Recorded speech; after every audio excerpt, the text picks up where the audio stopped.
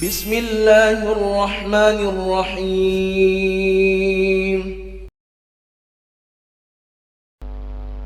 إن الحمد لله نحمده ونستعينه ونستغفره ونعوذ بالله من شرور أنفسنا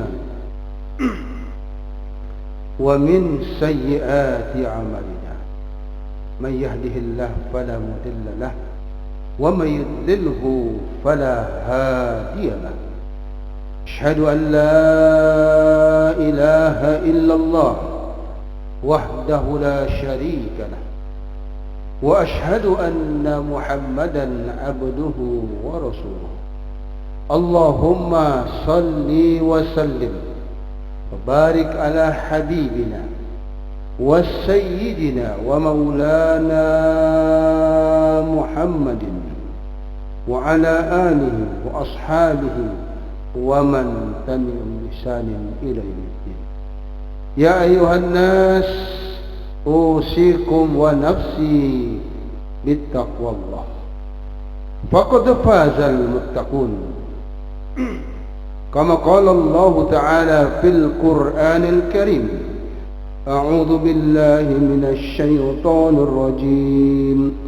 بسم الله الرحمن الرحيم. يا أيها الذين آمنوا اتقوا الله حق تقاته ولا تموتن إلا وأنتم مسلمون. صدق الله العظيم. Ma'asyiral muslimin sidang jemaah Jumat hafizakumullah.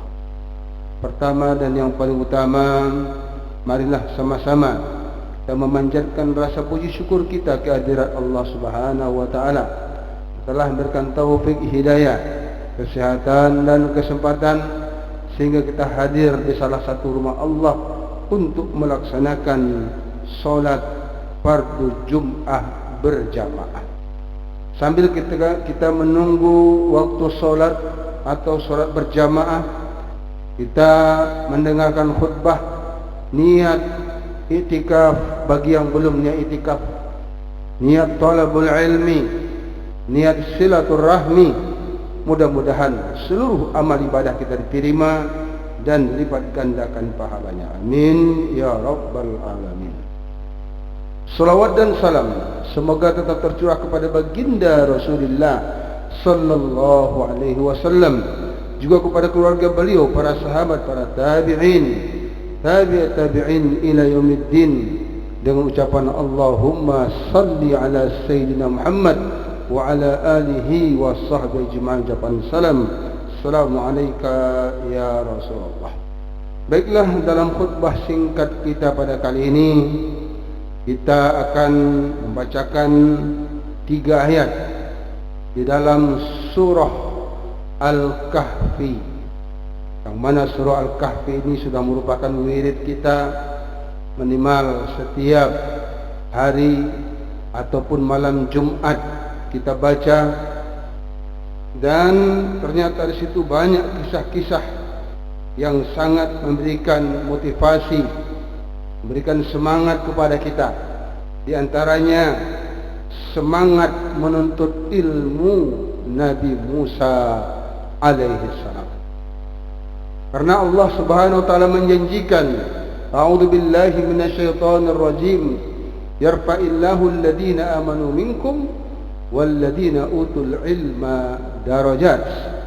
Allah mengangkat orang-orang yang beriman di antara kamu dan mereka yang diberikan ilmu pengetahuan darajat, beberapa derajat. Bahkan di dalam hadis dikisahkan tentang Jibril memerintahkan kepada Rasulullah, Iqra, bacalah. Maka di sini dalam ayat yang ke-60, 61 dan 63 Allah menjelaskan tentang perjalanan Nabi Musa di dalam menuntut ilmu. Karena ilmulah yang akan membuat manusia mulia, diangkat derajatnya di sisi Allah Subhanahu wa taala. Allah berfirman, Wa id qala Musa li fatahu la abrahu hatta ablugha majma'al bahraini aw amdiya hukuba. Dan ingatlah ketika Musa berkata kepada pembantunya, seorang pemuda, aku tidak berhenti berjalan sebelum sampai ke pertemuan dua laut, atau akan berjalan terus sampai bertahun-tahun. Artinya Nabi Musa memberikan peringatan atau pemberitahuan kepada seorang pemuda yang mendampinginya, yang membantunya, saya tidak akan berhenti dalam mencari seorang guru, mencari seorang muallim untuk mengajarkan saya ilmu agama, walaupun perjalanan ini bertahun-tahun. Itu baru perjalanan mencari seorang guru, belum lagi waktu untuk belajar. Kalau kamu mau ikut, silakan, saya akan senang hati, kamu bisa membantu saya.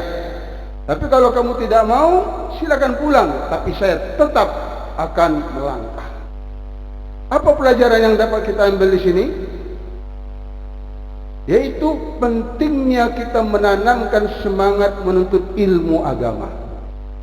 Umpamanya kita mendengar ada pengajian di Masjid Al-Kautsar, pada hari ini mubalik akan datang, balik kondang dari Jakarta atau siapa saja, kita hadir dengan niat untuk menuntut ilmu.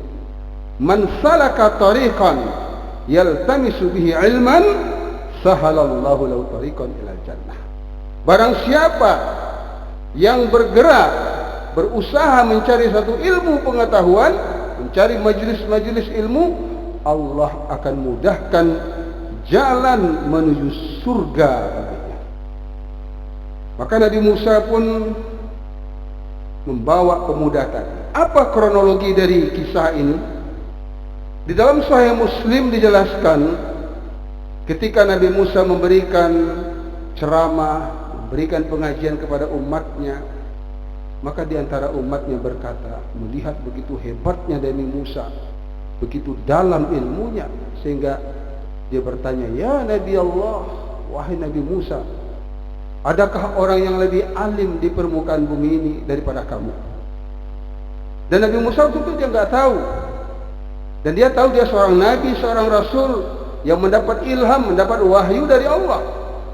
Maka dengan ilmunya yang terbatas, dia mengatakan, tidak ada yang lebih alim dari saya. Ucapan ini diberikan teguran dari Allah Subhanahu wa taala. Allah tidak memerintahkan Nabi Musa untuk mengatakan demikian, karena di atas langit masih ada langit lagi. Artinya jangan sampai kita menyombongkan diri kita, walaupun mungkin kita sudah belajar, mungkin kita sudah banyak ilmu, tapi tetap jangan sampai kita menyombongkan dengan ilmu kita. Maka Nabi Musa pun bertaubat kepada Allah, minta maaf kepada Allah.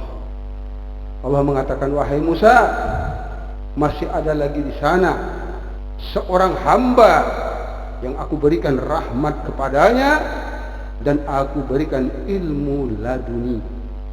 Apa itu ilmu laduni?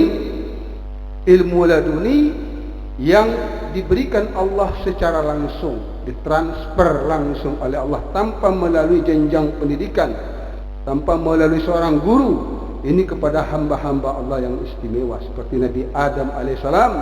Wa 'allama Adam al-asma'a kullaha. Allah mengajarkan Nabi Adam seluruh ilmu pengetahuan. Begitu juga kepada Rasulullah. Rasulullah ummi, tidak bisa baca, tidak bisa menulis, tapi Allah berikan ilmu.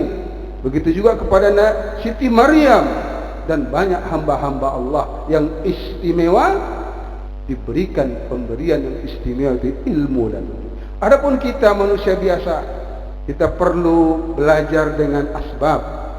Kita harus belajar, mencari guru, mencari majelis-majelis pengajian, ya. Boleh jadi nanti dengan sebab kita mengamalkan ilmu kita, menyampaikan ilmu kita, boleh jadi Allah juga akan mencurahkan ilmu laduni dari sisinya.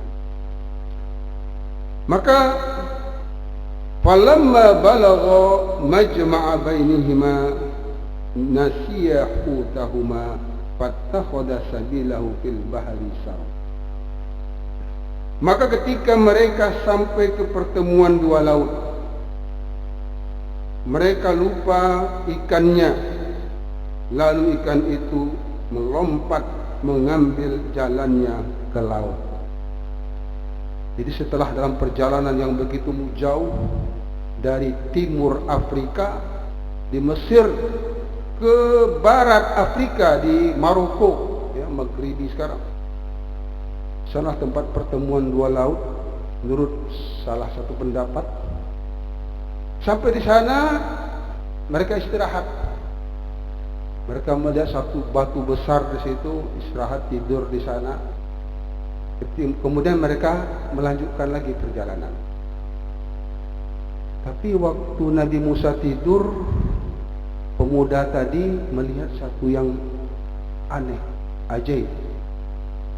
Begitu dia mau siap-siap, karena kata Nabi Musa, kita bukan bermalam di sini, kita hanya menghilangkan capek sebentar terus berjalan. Begitu semangatnya Nabi Musa dalam menuntut ilmu. Pemuda tadi ketika Nabi Musa tidur, dia melihat ikan yang mau diambilnya lagi, mau disimpan, melompat ke laut, hidup kembali, ya.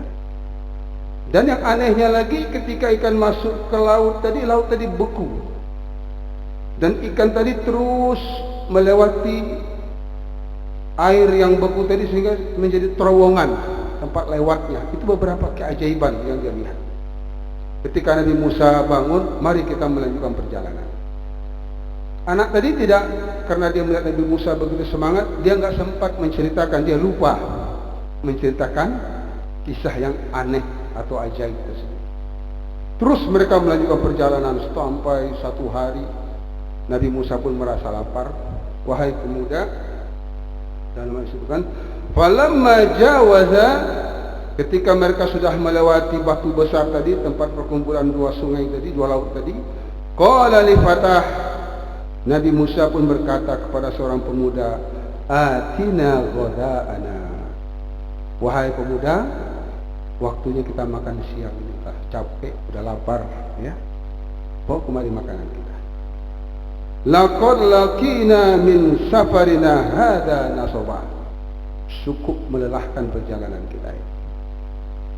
Maka qala ara'aita id awayna ila sahra.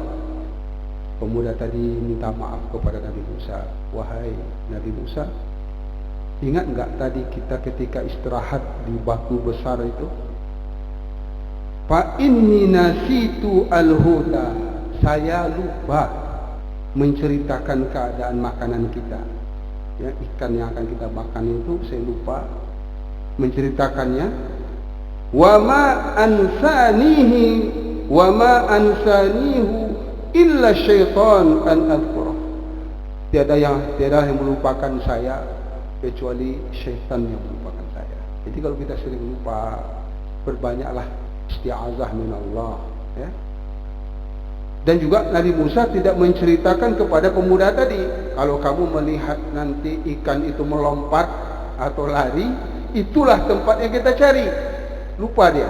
Dan artinya Nabi Musa seorang guru tidak mungkin semua ilmu diceritakan kepada muridnya, karena mungkin ada batas-batasannya, ya, ada makom-makomnya. Maka Nabi Musa pun tidak marah kepada pemuda tadi. Wattakhadha sabilahu fil bahri ajaba. Saya melihat, ya, ikan yang melompat tadi itu penuh dengan keajaiban, penuh dengan suatu hal yang luar biasa, di luar, ya, adat. Qala dzalika ma kunna nabghi.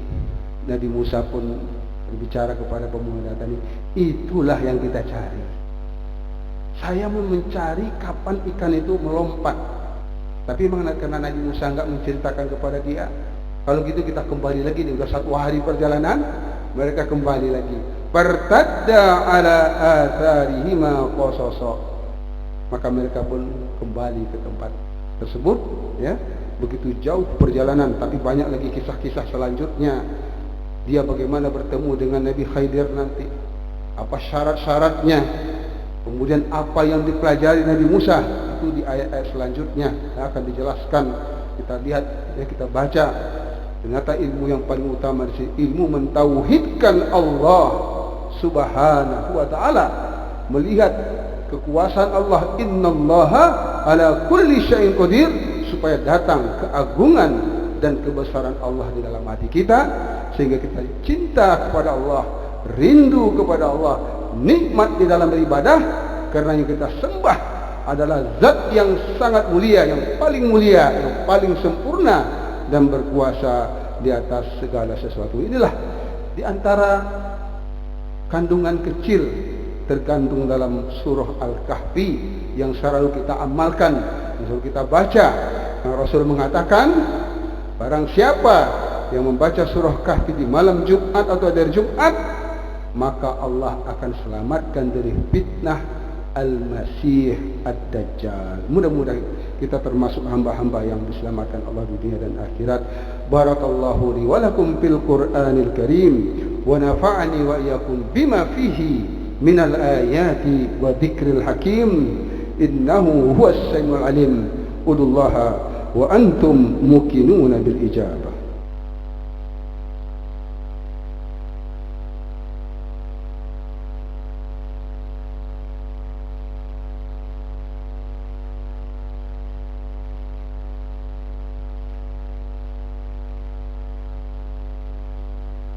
Innal hamdalillah nahmaduhu wa nasta'inuhu wa nasta'in wa nastaghfiruh wa na'udzu billahi min shururi anfusina wa min sayyiati a'malina.